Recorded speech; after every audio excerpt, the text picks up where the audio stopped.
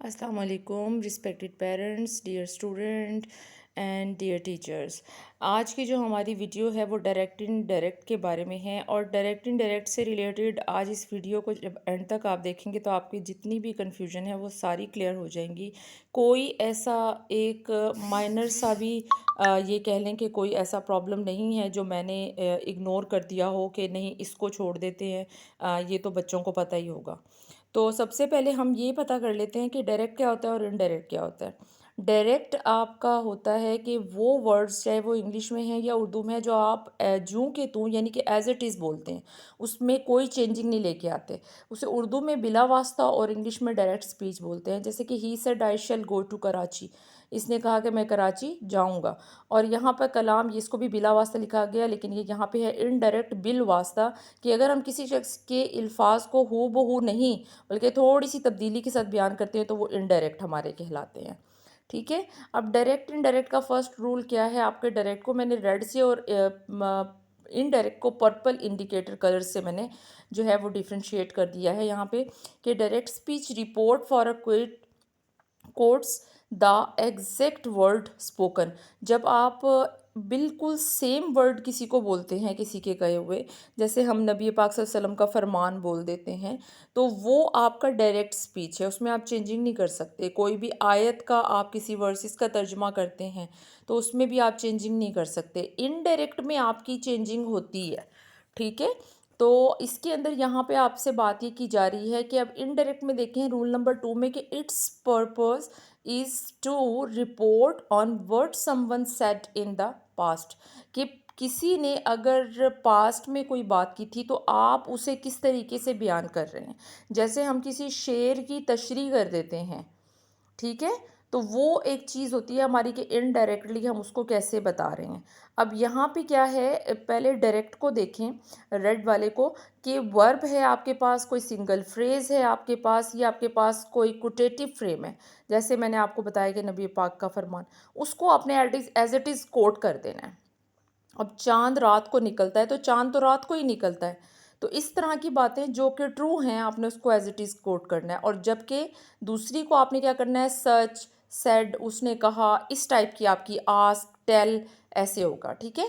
यहाँ पे क्या है रूल नंबर 4 में, कि you will keep the verb tense the same in the quotations and the indirect normally you will change the verb tense when using indirectly speech.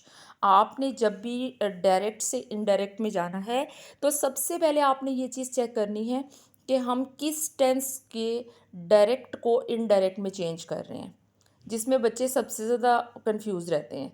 इसके लिए सबसे पहले आपको जो चीज़ आनी चाहिए वो क्या है, प्रोनाउन का फुल कंप्लीट टेबल।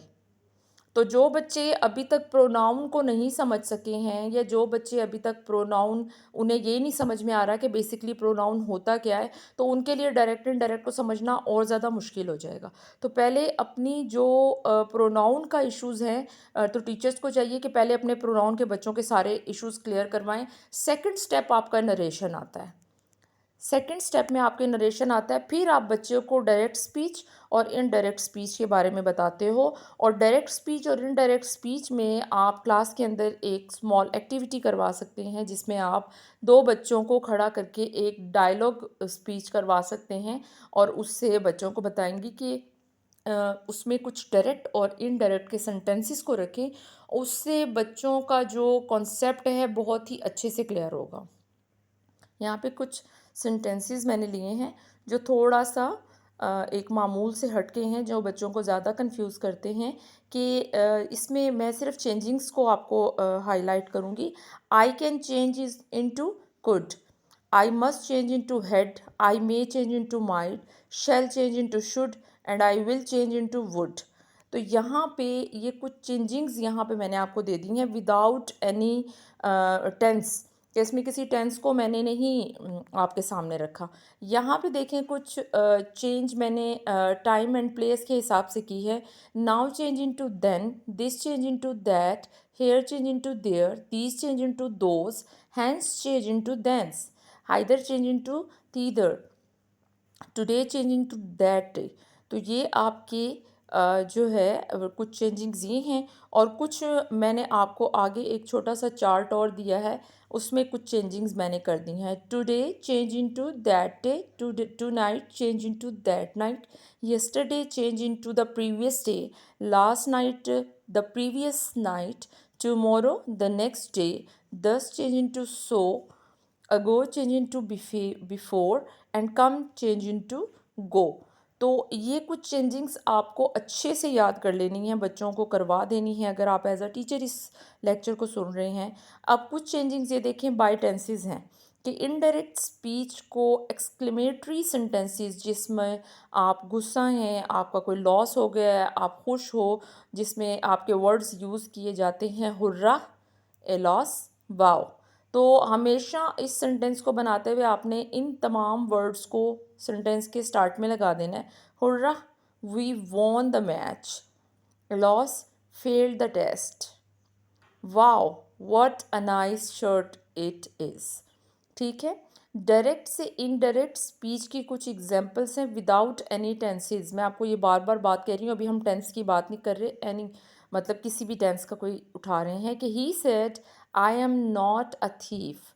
इनडायरेक्ट में he said he was not a thief. Direct में she said I am working hard. Indirect में she said that she was working hard. तो ये देखें इस टाइप की आपके पास कुछ एग्जांपल्स आ गई हैं। अब हमारे टेंसेस की बारी है जिसमें बच्चे कंफ्यूज हैं। सिंपल बेटा आप लोगों ने ये चीज़ें याद करनी है, चाहे एज ए पेरेंट्स आप देख रहे हैं टीचर, कि सिंपल आपकी फर्स्ट फॉर्म लगेगी, ठीक है, डायरेक्ट से। इनडायरेक्ट में जाके वो सेकंड फॉर्म बन जाएगी।